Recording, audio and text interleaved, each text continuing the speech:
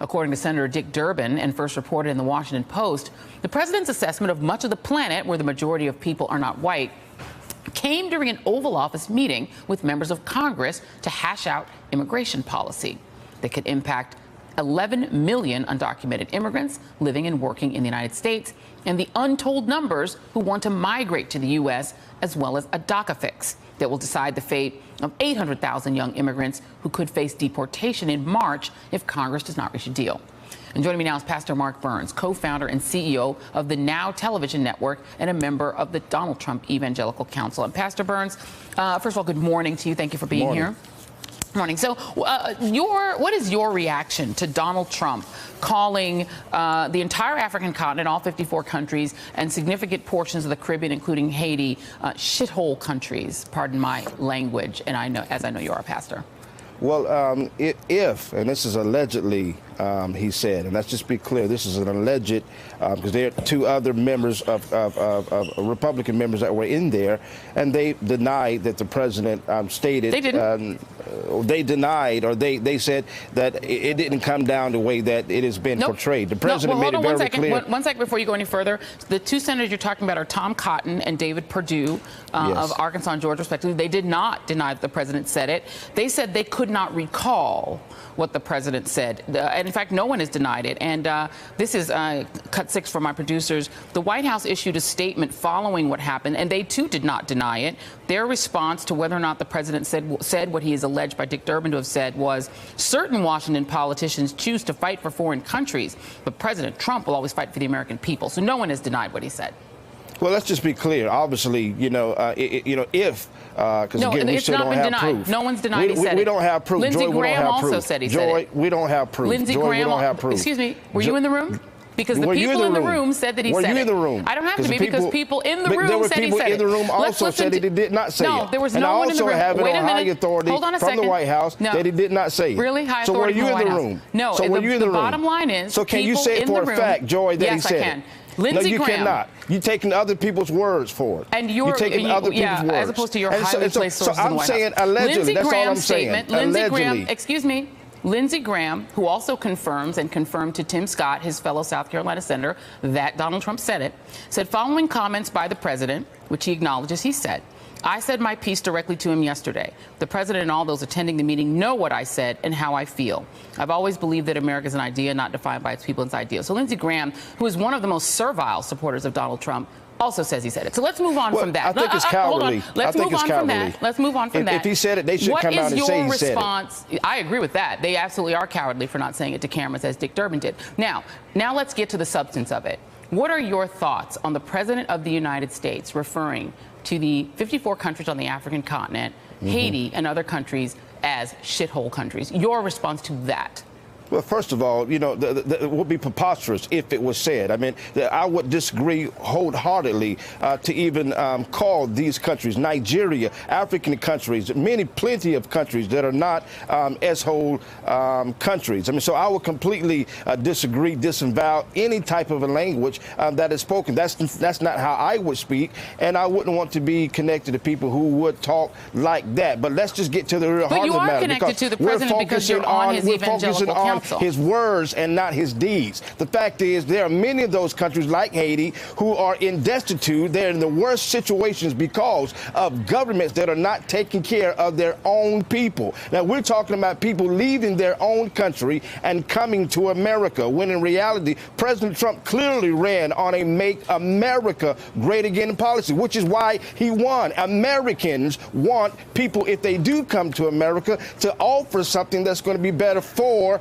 America, not simply send people who, because of their weak, broken governments, dishonorable in a lot of ways, governments in some of these countries who are not taking care of their own people. The Bible says in 1 Timothy chapter 5, verse number 8, that a person is worse than an infidel when they refuse to take care of their own people, of their own kind. And so I just believe President Trump was simply saying, it is clear that we love our neighbor. People say, well, Pastor, what about love our neighbor? Well, of course, we love our neighbor, which is why we love them a lot. We send hundreds of millions of dollars of aid to many of these countries, and these corrupt governments and corrupt leaders are taking advantage of the people that are there. Even the Clintons, who allegedly stole millions and millions of dollars from the earthquake relief fund. I see you looking crazy, Joy, so everybody can do a quick meme. I'm just listening so they can do a quick meme and say, look what Joy looks like on television. But the fact of the matter is, we do love our neighbor. We do help. We don't leave people destitute. We send, and those millions of dollars could be coming to America to help other black people, other minorities Can I in get our a word own in country. edgewise? Can I get a word in edgewise on A.M. It is Burns? your show. Okay, good. It is your show. So you quoted, I want to unpack a couple of things you said. You quoted 1 Timothy 5-8, and that verse refers to a man who would not take care of his own family and immediate family. There's another verse in the Bible, and I'm a church girl. All right, I used to teach Sunday school back in Denver, Colorado when I was in high school, so I love a Bible verse myself. Talk more church when you're on this television show. Hold on a second. No, we're going to have church this morning. I have a pastor on, so I'm going to go ahead and I'm going to quote the word of the Lord. Isaiah 10:2.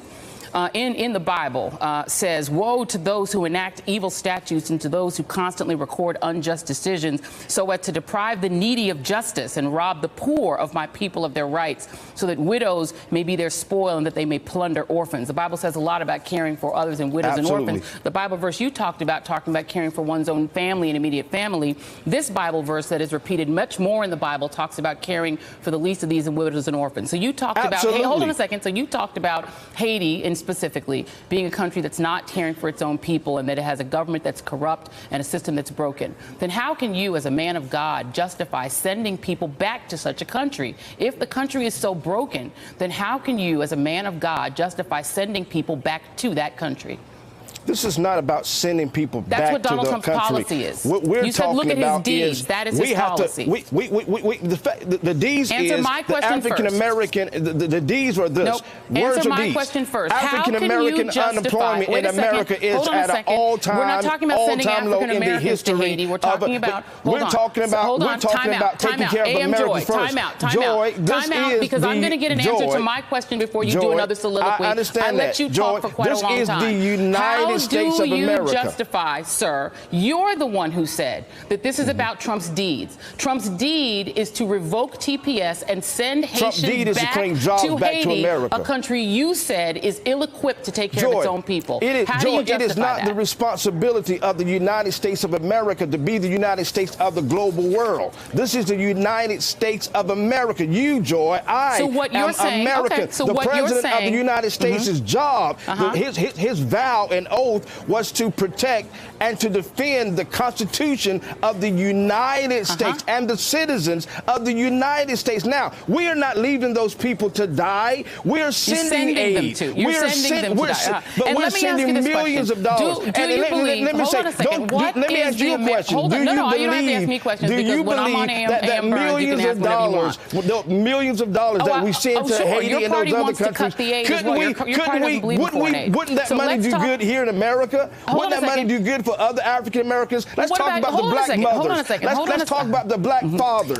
Let's talk about the black single moms in America. Are you then advocating for universal health care to make sure that those black mothers and fathers in this country have universal health care? Let's talk about the NFL mothers of the NFL players who are not getting their money. Are you kidding? Let's talk about the mothers. Yes, they're black mothers. What does the NFL mothers have to do with the NFL universal mothers? health We're talking about black people in America. Let's talk about black people in America. We're talking about black people in Haiti. Let's talk about black people in America. And there is one thing that the president, I do disagree. There's one thing that the president and I do disagree with. There is one thing.